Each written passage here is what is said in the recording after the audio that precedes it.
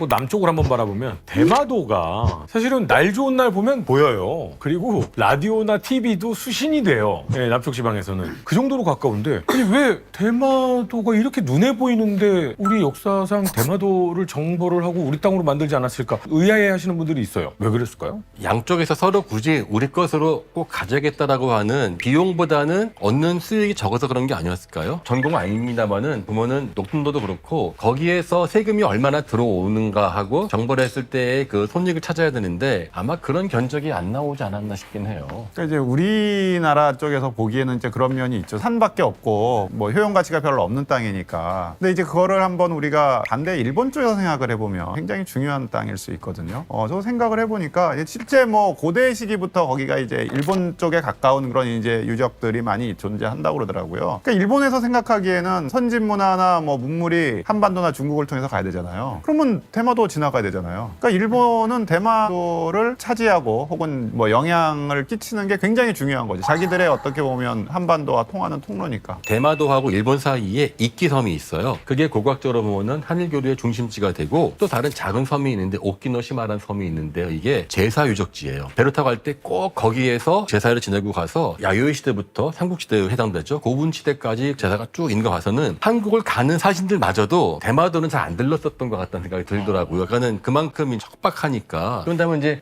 진짜 계륵 같은 존재였었는데 이제 근대화 이후에 지정학적인 거점이 돼가지고 특히 러일 전쟁이 거기서 일어났던 그게 아마 저는 가장 인상 깊었는데 스시마 해전 이전까지는 그렇게까지 서로 신경들을 안 썼던 것 같다는 생각이 들더라고요. 고려 말에 이제 그 왜구가 기승을 부리잖아요. 그때도 이제 스시마가 어떻게 보면 이제 왜구의 소굴이다, 어떤 거점이다 이제 이렇게 생각이 됐던 것 같아요. 그래서 조선 세종 때 그 이종무가 대마도 원정을 하고 그전에 고려 말 때도 이제 박이라는 사람이 이제 원정을 하고 그러거든요. 그러니까 어떻게 보면 일본에서는 제가 보기에는 이 한반도를 들어오기 위해선 뭐 거기가 무슨 제사를 하고 뭐 그런 건 아니지만 하나의 경유지가 되고 하나의 뭐 전초 기지 뭐 이렇게 됐기 때문에 일본에서는 굉장히 중요한 어떠한 게 있지 않았을까. 사실 노략질의 근거지잖아요. 네. 재미있는 게 예전에 들었을 때 대마도와 카페 이끼섬과 요 라인이 거기에서 돛을 탁 올리고 출발 그러면 바람이 이쪽으로 불면 중국의 동남부 해안으로 가게 되고 바람이 이쪽으로 불면 한국의 해안으로 도착하게 돼서 그럼 바람이 이쪽으로 부네 그러면 이번엔 중국을 털어먹어야겠다. 이쪽으로 불면 고려를 털어먹어야겠다. 이런 식의 노략질을 주로 했다라고. 네, 해류도 굉장히 이제 중요한 계절에 따라서 해류의 흐름에 따라서 당시엔 뭐 노를 저어서 가지는 않았으니까 뭐 중요하게 그렇게 작용을 했던 것 같습니다. 그럼 거기만 딱 틀어주었으면 사실 노략질도 못하게 만들었을 수 있겠다라는 생각이 들긴 하네요. 그 대마도는 거점이었던 거고, 뭐 거기 대마도 사람들이 이렇게 한반도나 중국 해안을 다 침략할 정도의 그런 인적 물적 기반은 안 됐을 것 같고, 일본이 당시에 거의 이 분열 상태니까 큐슈나 혼슈의 해안 지역에 있던 그런 세력들이 이제 쳐들어올 때 대마도를 하나의 이제 거점으로 이제 활용을 한 거죠. 이렇게 계륵 같은 또 땅이 사실 이집트에도 또 있습니다. 어. 그러니까 이집트와 수단의 국경선에 그런 땅이 있는데 지금 이제 이집트와 수단의 국경선을 1899년에 영국이 원래 자대국 그어요. 그런 거 좋아해요. 예, 그럼 좋아죠.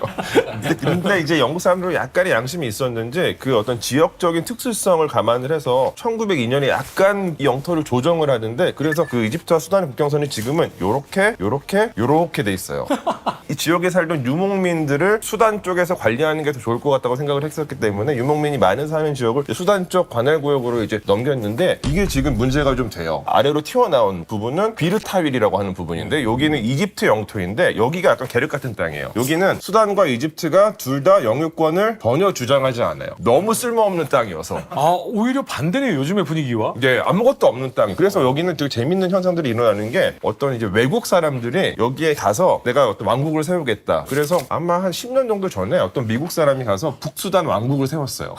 자기 혼자. 그리고 이제 그런데 이제 거기 비르타윌은 그렇게 이제 아무도 영유권을 주장하지 않는데 이쪽에 좀 큰 땅이 있거든요. 여기가 이제 할라이브 삼박지대라는 곳인데 여기는 이제 홍해 변에 이렇게 있는 공간이에요. 그래서 이 홍해의 영유권을 해상 영유권을 주장할 수 있는 공간이어서 원래는 수단의 영토인데 이집트가 2000년에 군대를 보내가지고 점령을 해버렸어요. 왜냐면 이집트가 수단보다 훨씬 더 지금 강국이기 때문에 그래서 그 공간을 이집트화 시키려고 지금도 노력 중에 있습니다. 수단은 반발을 하지 않아요? 반발을 하지만 국력 차이가 너무 심하기 때문에 그러니까 원래는 수단도 군대를 보냈었는데 이집트가 압력을 넣어가지고 철수를 시키고 나중에 이집트가 군대를 보내버렸어요. 근데 사실 이런 걸 보면 진짜 국력이 중요하다고 느껴지는 게 수단이 어느 정도 국력이 있었으면 사실 국제사회에 좀 이슈도 되고 문제가 됐을 텐데 잘 모르고 그러고 그냥 지나갔잖아요. 그런데 또 있습니다. 그게 비슷한 건데요. 페르시아만에 이란과 아랍에미레이트 사이에 섬이 3개가 있거든요. 그 섬이 아부무사 섬이 제일 크고 그다음에 이제 톰부 섬인데 톰부가 작은 톰부, 큰 톰부가 있어요. 근데 여기가 원래는 71년까지는 영국이 있었기 때문에 거기를 어느 나라도 이렇게 문제를 안 일으켰는데 영국이 자기네들이 페르시아만에서 주둔비가 너무 많이 나가니까 71년에 우리 나가겠다. 결정적으로 영국이 12월 16일에 다 나가거든요. 근데 그 전에 먼저 이 조금씩 빠져나갔었을 때 이란이 기회는 이때다 하고 이 세 섬을 장악해버립니다. 11월 30일에. 그러니까 이 세 섬은 아랍에미레이트의 2개의 왕국이 있는데 하나는 샤르자고 하나는 라우스 카이마인데요. 얘네들은 자기네 걸 뺏겼다고 생각을 하는 거죠. 그래서 지금까지도 문제를 제기를 하고 있는데 뭐 워낙 강하니까 이란이 뭐 어떻게 할 생각을 못하고 두바이나 아부다비도 아랍에미레이트 같은 국가니까 공식적으로는 아랍에미레이트와 이란의 영토 분쟁처럼은 얘기를 하지만 그러면 찾으려고 노력을 해줘야 되거든요. 근데 아부다비나 두바이는 뭐 우리가 지진을 하는데 굳이 우리가 나설 필요가 있나 하고 이렇게 있는 상태예요. 그래서 이게 섬을 못 뺏어와요. 그래서 이란은 중국이나 러시아가 이쪽에서 UAE하고 얘기를 한 다음에 뭐 이 섬의 영주권을 평화롭게 해결한다 그런 말만 나오면 발끈해가지고 막 대사소환합니다. 우리 땅인데 왜 그거를 굉장히 강합니다. 확실히 중동 지역에서는 이란이 반건달 느낌이 좀 있네요. 이란이 강합니다. 근데 우리 역사학자분들이 언어에 굉장히 관심이 많으시잖아요. 대마도 지역에서 한국말하고 똑같은 말 쓰는 단어 굉장히 많더라고요. 뭐 바지, 뭐 이거 그냥 바지라고 쓰고 뭐 이렇게 약간 영유권이 겹치는 지역에서 보면 양 나라의 말을 같이 쓰는 지역들도 꽤나 많겠죠. 근데 문화적으로 이제 그런 부분은 분명히 있는데 정치의 영역은 또 이제 다른 부분이니까 그런 것도 있을 것 같은데요. 분명히 언어는 뭐 이쪽 언어를 쓰는데 나라는 다른. 그러니까요. 네, 뭐 그런 경우들 우리 있잖아요. 역사학생분들은 그런 면에 있어서는 가끔 얘기하실 때 조심스러운 부분도 있으시겠어요. 왜냐면 내가 지금 연구한 게 너무 재밌어서 했는데 자칫 잘못하면 이게 다른 정부의 입장을 대변할 수 있는 그런 근거가 건 될 수 꽤 있는. 이제 소련이랑 중국이 예전에 말갈 발해할 때 그러니까 사실 발해가 보면 가장 현대 정치인들의 느낌이 확 드러나는 게요. 다만스키 섬이라고 해서 그 소련이랑 중국이랑 국경 분쟁이 났거든요. 60년대요. 충격이었죠. 양쪽 다 서로 우리의 사회주의 동맹인 줄 알았지만 겉으로만 속으로는 서로 되게 적이잖아요. 안 좋아서 요즘에도 왜 푸틴이랑 시진핑 친한 척하지만 다들 아는 사람들은 저거 말도 안 된다. 저 사람들은 절대 화학 못한다 인데 그 당시에 소련 고고학자들이 이제 극동에서 발굴을 할 때 말갈족을 파는데 거기서 저희 KGB가 왔대요. 와가지고 중국 거 나오면 그냥 다시 묻어버려라.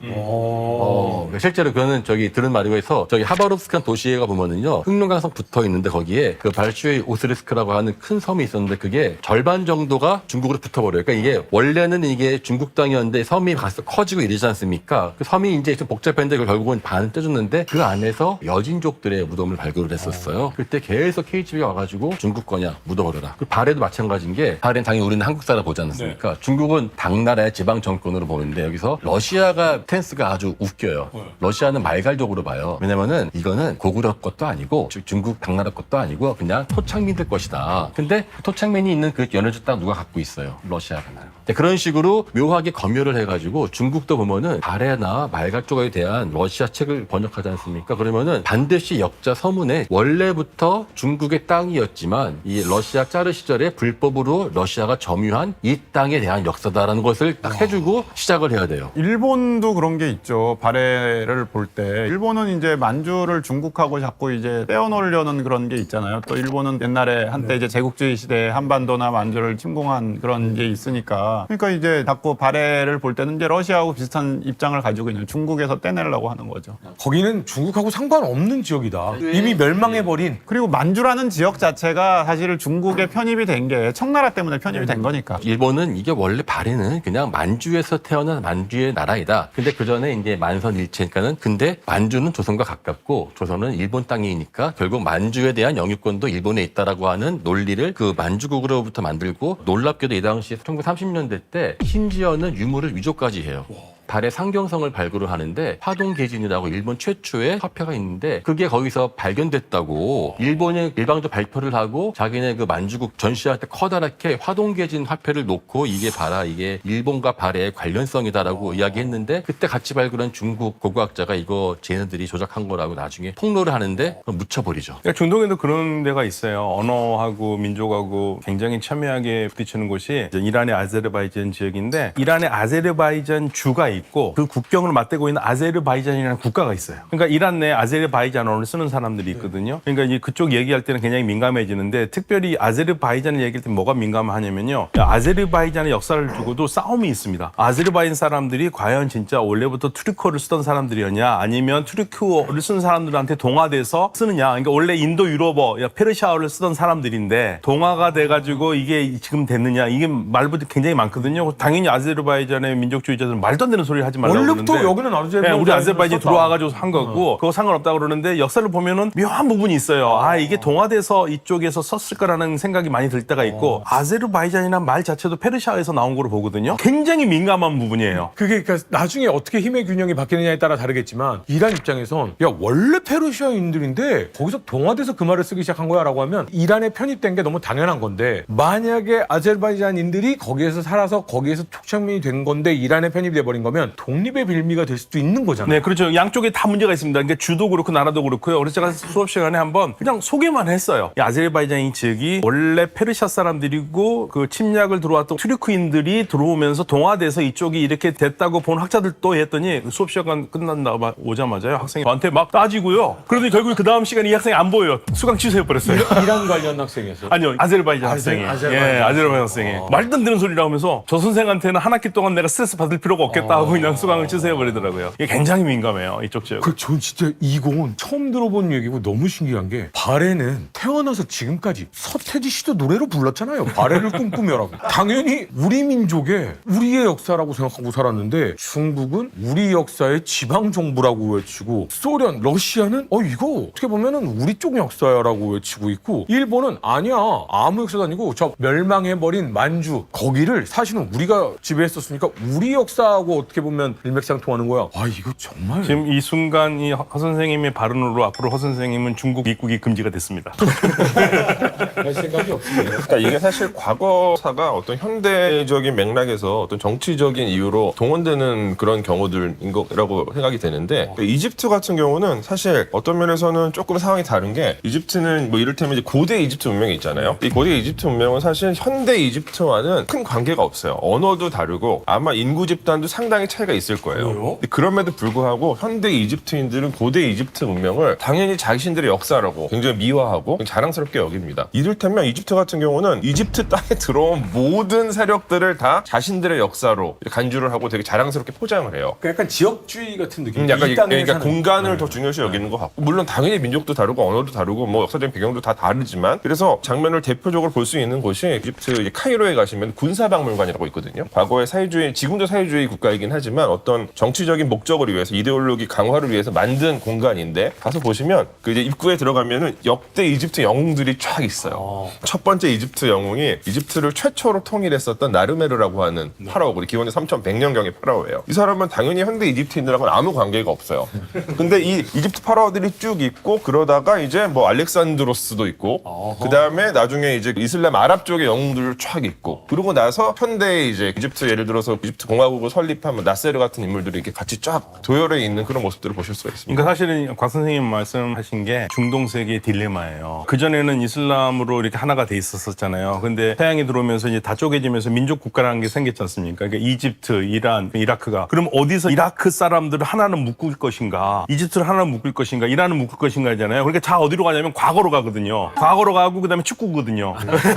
네, 그런데 그래서 잘 살았으면은 문제가 없는데 보니까 이렇게 과거로 가는 걸 제일 싫어하는 사람들은 이슬람 원리주의자들이거든요. 왜 거기까지 올라가냐? 이단들까지 올라가냐? 그러면서 전부 다 이슬람주의하는 사람들은 거기서 끊고 싶은 거죠. 그래서 지금도 이란도 우리 페르시아 과거를 얘기하잖아요. 이란 정부는 그다지 좋아하지는 않아요. 그다지 좋아하지는 않아요. 이슬람하고는 좀 동떨어지네. 네, 동떨어지니까. 그래서 지금의 이란의 반정부 하는 사람들은 그 고레스 대왕의 바빌로니아를 정복한 그날을 고레스 대왕일의 날로 삼아가지고 시라즈 쪽에 있는 페르세폴리스에 있는 고레스 대왕의 무덤에 참배하는 게 그게 하나의 행사거든요. 정부가 막아버립니다. 이런 노력 때문에 지금 오늘날의 이집트에 가시면은 투탕카멘 무덤에서 출토된 모든 유물들은 하나도 해외로 반출되지 않고 전부 이집트에 있거든요. 근데 그 상황이 발생한 것 자체가 이제 말씀하신 그런 노력 때문이에요. 이게 1922년에 발굴이 되는데 1922년이 어떤 시점이냐면 이집트가 영국의 보호령으로부터 독립을 하는 해거든요. 그러니까 이집트 정부 입장에서는 이집트인들을 하나로 묶기 위해서 과거 고대사가 동원될 필요가 있었는데 때마침 엄청난 화려한 어떤 유물들이 발굴이 된 거죠. 그러니까 이집트 정부는 영국 사람들이 이걸 절대로 못 가져가게끔 손을 씁니다.